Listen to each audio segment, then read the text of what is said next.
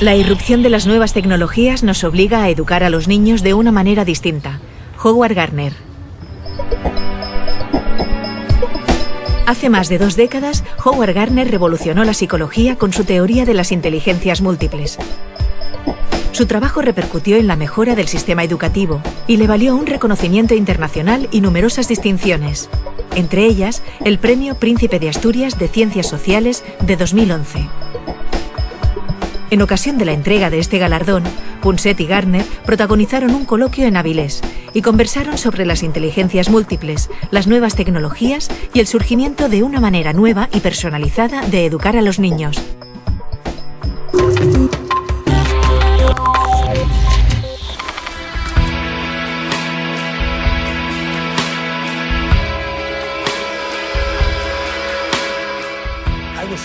Estoy seguro de que no fui el primero en reconocer la multiplicidad de talentos. Pero creo que hay 2 cuestiones que distinguen mi trabajo. La primera es que yo contaba con una serie de criterios por los que se podía juzgar si algo merecía ser considerado una inteligencia. Y la segunda es que usaba la palabra inteligencia en lugar de talento. Hoy no estaría aquí en España recibiendo el Premio Príncipe de Asturias si hubiera escrito sobre los distintos talentos humanos. Lo que hice fue tomar la palabra inteligencia, que era propiedad de la gente del coeficiente intelectual, y dije: la música es un talento y las matemáticas son inteligencia, pero ¿por qué debemos llamar inteligentes a las personas buenas con los números y solo talentosos a aquellos que dominan el tono, la armonía, el timbre? Todavía nadie me ha dado una buena respuesta a esa pregunta. Desde el punto de vista de la genética, o eso me han contado mis amigos genetistas, somos prácticamente todos iguales. Es cierto que ahora descubrimos que aunque somos muy parecidos, algo diferentes somos. Compartimos la idea de que éramos muy parecidos. Y hace más de 20 años apareciste tú y dijiste que los niños y los jóvenes no eran tan parecidos como creíamos y que no tan solo eran distintos, sino que tenían lo que tú denominas inteligencias múltiples. Mi pregunta es la siguiente: ¿cómo es posible que 20 años más tarde todos digan que tenías razón? Cuando un experto introduce nuevas ideas, suele haber mucha oposición. En tono de broma, se dice que al principio dicen que estás equivocado y luego unos años más tarde lo aceptan y luego dicen que habían pensado en ello. Yo no diría que este haya sido el caso, pero tanto mi trabajo sobre las múltiples inteligencias como el trabajo de Goldman sobre las inteligencias emocional y social han entrado a formar parte de lo que podríamos llamar el conocimiento colectivo del planeta. Sin duda, si vas a la empresa o a la formación o a la política, se reconoce que quizá tengas un coeficiente intelectual muy superior a la media. Pero si no sabes cómo comprender a los demás, si no te entiendes a ti mismo, si no sabes cómo abrirte camino en la calle, en el estudio de televisión, en el ámbito deportivo o en el ámbito artístico, aunque tengas el mayor coeficiente intelectual jamás observado, no serás inteligente en otras áreas. Cuando yo te conocí, la ciencia, la comunidad científica, tendía a creer que éramos todos iguales y que nuestra inteligencia era parecida y que se podía medir por una cosa que llamábamos el IQ, el coeficiente intelectual. Cuando la gente utiliza la palabra inteligencia sin pensar, suele referirse a la inteligencia en la escuela. Si eres bueno en lenguas o en matemáticas, te irá bien en la escuela. Y mientras estés en la escuela pensarás que eres inteligente. Como todos los expertos de Occidente, creía que había algo llamado test de inteligencia y que si lo hacías bien eras bueno en todo, si lo hacías regular eras regular en todo y si lo hacías mal tenías mala suerte. Tendíamos, el resto, a pensar que había una manera, como el coeficiente intelectual que acabas de mencionar, de medir la inteligencia de una persona. Al principio, cuando Alfred Binet descubrió, o mejor dicho, creó el test de inteligencia hace 100 años, fue un gran logro. Era una buena manera de predecir cómo les iría a los estudiantes en un determinado tipo de escuela. Pero hay una manera mucho mejor de predecirlo: las notas del curso anterior. Si sabes cómo te fue el curso pasado, no tengo que hacerte un test de inteligencia. El problema de las mediciones, Eduardo, no son las mediciones, sino las personas que les atribuyen demasiada importancia. Lo peor del coeficiente intelectual es que a las personas se les decía que el resultado del test no era muy bueno. Aceptaban su estupidez y entonces creer en la inteligencia única con la que hemos nacido es muy occidental. En Asia se cree en la importancia del esfuerzo. Siempre digo lo mismo: debes elegir bien a tus abuelos y trabajar mucho. Por desgracia, no puedes elegir tus abuelos, no tienes elección. Así pues, lo realmente importante es en qué decidimos trabajar y cuánto nos aplicamos a una tarea, la calidad de la enseñanza y los recursos de los que disponemos. Y eso al final tiene mucho más que ver con las oportunidades que uno tiene en la vida que los resultados de un test que alguien elaboró en París hace 100 años. No ha habido muchos cambios desde entonces. Te puedo hacer una pregunta que yo creo que todos querremos saber. O sea, ¿qué entiendes por inteligencia? Permíteme una metáfora que creo que es más práctica. Si crees en una inteligencia única, lo que quieres decir es que tienes un solo ordenador en el cráneo. Si ese ordenador funciona, y es eficiente y rápido, no comete muchos errores. Eres bueno en todo. En cambio, si funciona a trompicones, estás dentro de la media. Y si va lento y comete muchos errores, es que eres estúpido. La reivindicación de las inteligencias múltiples es que tenemos una serie de ordenadores independientes. Uno se encarga de la información musical, otro de la información espacial, otro de la información corporal. Por supuesto, no es un ordenador pequeño. No tenemos una lata vacía aquí dentro. Pero es un argumento que los cerebros son muy diferentes y pensar que solo hacen una cosa no es correcto. Medir la inteligencia es algo problemático, en especial cuando no hay consenso en cómo definirla. Incluso se debate si es una sola o si existen múltiples. A lo sumo, podemos llevar a cabo una serie de pruebas que nos den una idea aproximada de las características individuales de nuestras distintas capacidades cognitivas. De todos los cuestionarios creados para medir la inteligencia, el más usado es el cociente intelectual de Wechsler, una batería de preguntas que analiza la comprensión, el vocabulario y la capacidad aritmética de la persona, y que considera la inteligencia como una capacidad única y global. Sacar una mejor o peor puntuación en estos test puede marcar nuestras posibilidades futuras de éxito en el estudio y el trabajo. Los críticos con este tipo de test han señalado que sus resultados varían en función de lo concentrados que estén los alumnos o incluso de su nivel de formación académica. Ahora, un estudio reciente de la Universidad de Londres, dirigido por Kathy Prices, muestra que, de hecho, el cociente intelectual no se mantiene constante durante la adolescencia, sino que aumenta o disminuye conforme lo hace el volumen de materia gris en esa época. Es decir, entre los 12 y 20 años, cuando el cerebro está aún en desarrollo. Estos cambios en la estructura del córtex cerebral, visibles por resonancia magnética, demuestran la importancia que la plasticidad neuronal puede tener en nuestra vida y comportamiento. En este estudio se compararon las variaciones de las inteligencias verbal y motora con la estructura de las zonas cerebrales correspondientes. Cuando el córtex aumenta en las zonas motoras y decrece en las verbales, el estudiante muestra una mayor destreza motora y una menor verbal. Sin embargo, estos resultados no son constantes y pueden variar pasados unos años, llegando incluso a invertirse. Como señalan los autores del estudio, este descubrimiento debería estimular la mejora del rendimiento intelectual en los que lo necesitan y servir de recordatorio a los más adelantados de que nada es permanente y es necesario seguir estudiando.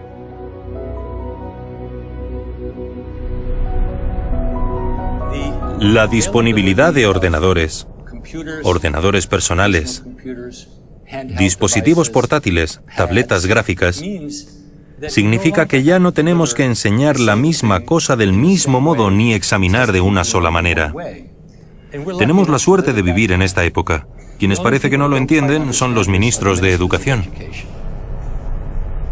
Lo que encuentro fascinante es que 20 años más tarde o más, desde el momento en que hablaste por primera vez de este tema, puedes hacer algo que hace 20 años parecía imposible. Se trata de la formación personalizada. Puesto que todos somos distintos, hay que dar una formación distinta a cada uno. Y ahora, gracias a la revolución digital, eso es posible. Es verdad. Estamos solo al principio, pero el software y el hardware son cada vez más versátiles. Y si quieres aprender algo, ya sea a esquiar, o a vender, cálculo, o genómica, no hay ningún motivo por el que todos tengan que aprender de la misma manera. Sería una estupidez. Cuanto más versátil sea el software, y cuanto mejor guía sea el maestro para decir, ¿por qué no aprendes de esta manera? O dime cómo te gusta aprender. Cuéntame que has aprendido de una manera que te resultaba cómoda. Y cuanto más me repitan lo mismo, más personas recibirán formación. Así que la cuestión es descubrir cómo aprende una persona, descubrir sus pasiones, que son muy importantes, y utilizar todos los recursos humanos y tecnológicos que nos sirvan de ayuda. Por supuesto, se trata de un ideal, pero estamos mucho más cerca de ese ideal de lo que habíamos estado nunca antes de la revolución digital. Es fascinante porque sugieres, corrígeme si me equivoco, que no solo las personas son diferentes, no solo los estudiantes son distintos y hace falta una formación personalizada, sino que la formación es también diferente. Es decir, los maestros deben cambiar, porque, como acabas de decir, una materia concreta no se enseña de una manera determinada. Puede enseñarse de diferentes maneras. Sí, creo, Eduardo, que cada vez más los maestros se convertirán en guías. Guías. Con eso quiero decir que todos sabrán algo de los estudiantes sabrán algo de sí mismos, y los padres sabrán algo de sí mismos, y trabajarán en equipo para decidir cuál es la mejor manera de aprender para una persona. Hay cosas que todos debemos aprender, pero no hay ninguna razón para que las aprendamos de la misma manera. Las sociedades con materiales informáticos versátiles y maestros que actúan como guías tendrán una enorme ventaja sobre aquellas en las que el software no se utilice bien y los maestros crean que son la fuente de toda la información y todo el conocimiento. Porque en la actualidad, y estoy bastante bien informado, los estudiantes no paran de decir, eso no es correcto, o lo acabo de buscar, y por supuesto levantan la mano. Quien levante la mano no siempre tendrá la razón, pero probablemente tenga más razón que yo. Así pues, la idea de que los maestros somos la fuente de toda la sabiduría alimentará nuestra sensación de poder, pero ya no es cierta. Mozart fue un músico extraordinario, carente de toda inteligencia emocional, como lo demuestra cualquier relato de su vida, aunque nadie dudaría de su genialidad.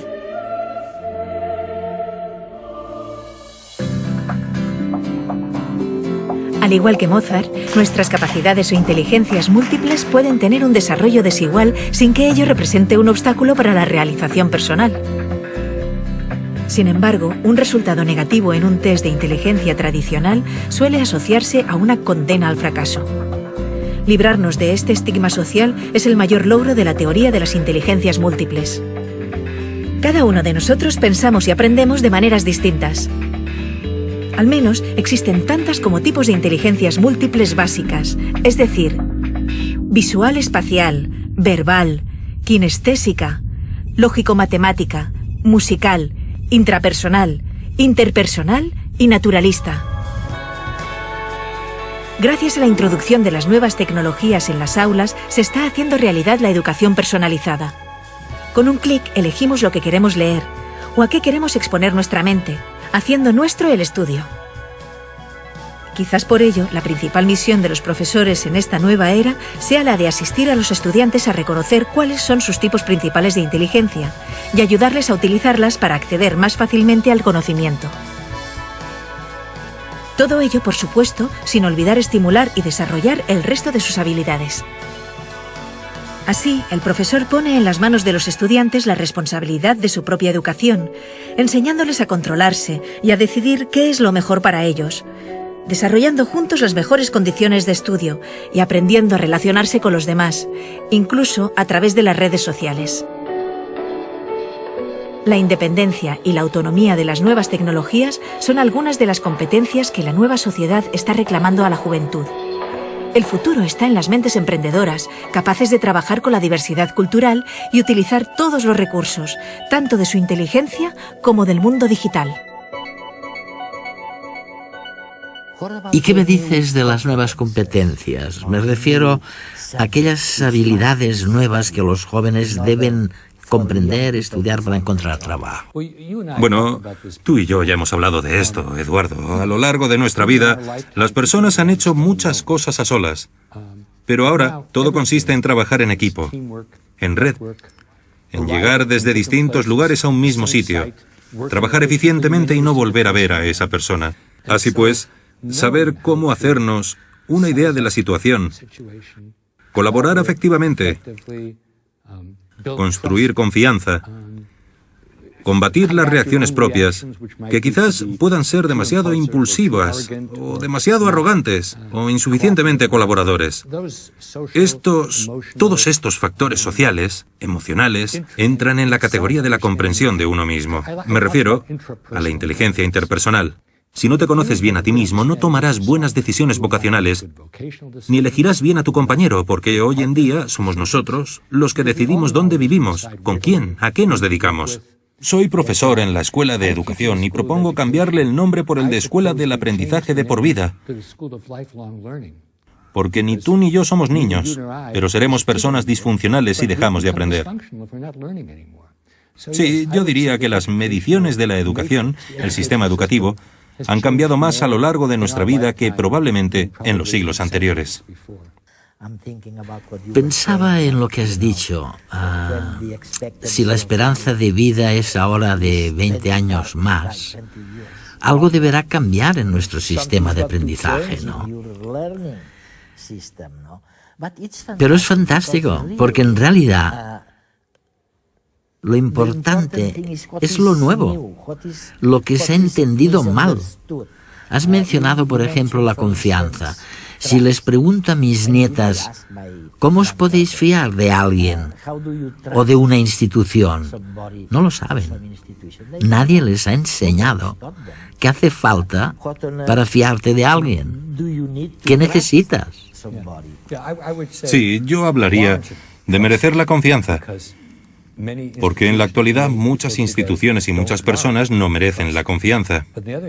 Sin embargo, por otro lado, si sospechas de todos o te muestras escéptico ante todos, no podrás crear ninguna conexión significativa, ningún tipo de sinergia significativa. Creo que es muy difícil y, gracias a las ciencias sociales, sabemos que una de las mayores diferencias entre las sociedades es el grado de confianza. Escandinavia siempre obtiene puntuaciones muy elevadas en las medidas de confianza. Si vas a África, la confianza es prácticamente inexistente. En los Estados Unidos se ha producido una especie de descenso constante del índice de confianza, lo que es muy triste. Hay otras cuestiones, como la cooperación, que también has mencionado. El trabajo en equipo es muy importante, ¿no? Es decir, hoy en día, alguien que no esté acostumbrado a trabajar en equipo, a quien no se le haya enseñado, no tiene nada que hacer, ¿no? Quizás deberíamos concentrarnos en estas nuevas competencias. Y deberíamos hacerlo creando, dentro de las escuelas, entornos que modelen este tipo de comportamiento entre los maestros, entre maestros y padres, y entre los chicos mayores y los pequeños. Porque cuando ves lo que puedes conseguir si trabajas en equipo con los demás, en especial con personas que tienen distintas perspectivas, es muy liberador. Cuando era joven e insensato y contrataba a personas para que trabajaran conmigo, siempre buscaba a personas que eran exactamente iguales que yo, para tener réplicas exactas de mí. Y hace 20 años me di cuenta de que esa actitud era estúpida. Con uno como yo ya bastaba, así que ahora pienso más en formar equipos en los que las personas tengan habilidades, intereses y pasiones complementarias y en los que todos puedan sumar. Por supuesto, todo el mundo sabe que disfrutamos más en un entorno social en el que no oigamos siempre lo mismo, donde se hagan otros tipos de contribuciones. Si carecemos de esos modelos en casa y en la escuela, y creo que la religión no los proporciona, cuando llegamos al lugar de trabajo, tenemos una tarea de 30 años para construir la confianza y desarrollar los músculos de la colaboración. Es una locura. El coeficiente intelectual y la visión estándar de la inteligencia en realidad tienen que ver con si tienes éxito en un determinado tipo de escuela, una escuela en la que las lenguas y las matemáticas son importantes. Son importantes, nadie lo discute, pero cuando dejas la escuela y sales a la autopista, vas a la tundra o a la sabana. Te sumerges en el agua o sales al escenario. Es el momento para las otras inteligencias.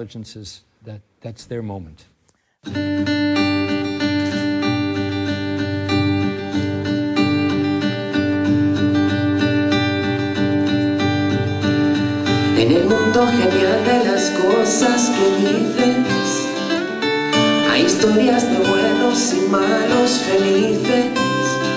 Jorge Ruiz es logopeda, cantante y líder de Maldita Nerea, una exitosa banda española de pop. ¿Cómo diablos se puede tener tanta suerte?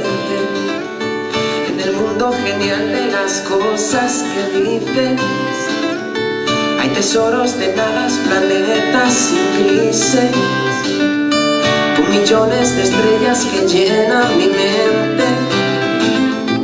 Yo no sé si se puede quererte más fuerte.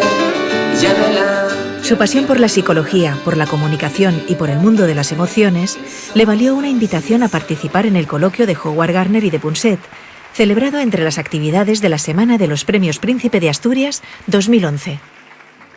Básicamente nosotros lo que nos planteamos es que si nosotros hacemos discos, cada canción debe transmitir un mensaje y ese mensaje debe ir ligado a la emoción. Entonces nosotros intentamos transmitir determinados valores que vinculen a la persona emocionalmente. Nunca decimos de qué va cada canción y de esa manera es la persona quien dice de qué va cada canción y cuál es la emoción que a ella le despierta. En cada entrevista que hago para promocionar nuestra música, se me ve el ramalazo de mi pasión, mi gran pasión, que es la comunicación y la vinculación con la emoción y el por qué suceden las cosas. Es que yo he escrito algo sobre el hecho de que no hay ningún proyecto sin emoción. Y tú es muy curioso que desde el mundo de la canción estás diciendo lo mismo y vas más allá incluso, ¿no? Sí. Además, nosotros en las canciones retiramos aquellas que no son cantadas en los conciertos. Porque para nosotros que sean cantadas implica que la persona convive muchísimo tiempo y crea su propia emoción sobre la canción. Y nunca decimos de qué trata cada canción, de manera que ellos hacen la canción suya. Así la emoción es propia e individual de cada uno. Oye, Jorge, y un logopeda como tú, psicólogo, cantor, ¿qué le dice, qué puede aportarle de nuevo a un ejecutivo de una multinacional? Pues no lo sé, yo solo sé que las empresas intentan fidelizar de la misma manera que hacemos nosotros, pero de la misma manera que una maestra de infantil intenta que su niño entienda lo que quiere que entienda, ¿no? Y fideliza y el contenido le entra al niño a través de la emoción. Las empresas invierten millones de euros o de dólares, según se mire, en esto, en saber que mi marca esté dentro de tu corazón. Y nosotros intentamos hacer eso con la música y, sobre todo, muy importante, divirtiéndonos. Si no nos divertimos, todo esto no tiene sentido. Yo siempre digo que hay que conciliar entretenimiento y conocimiento. Sí, pues nosotros intentamos hacerlo todo el tiempo.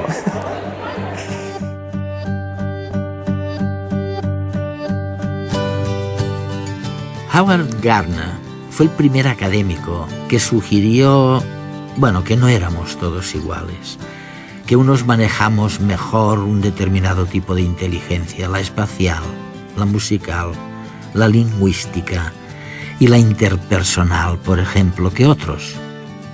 Nos referimos nada más ni nada menos al famoso modelo de las inteligencias múltiples, del cual todos hemos oído hablar alguna vez. Nadie se imaginaba, hace 20 años, cuando Gardner formuló su teoría, el impacto que ésta tendría en la educación unas décadas después. Resulta que, si no somos todos iguales, tendríamos que diseñar una educación personalizada para cada uno de nosotros. No podemos enseñar a todos los niños con la misma vara.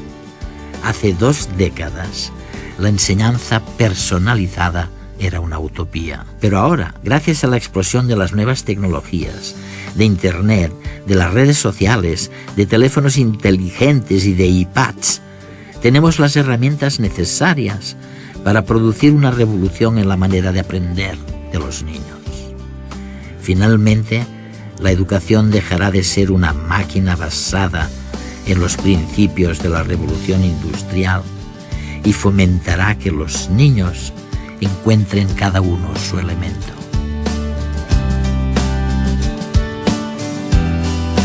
El sistema educativo ha cambiado más en las últimas décadas que en los siglos anteriores. Howard Gardner.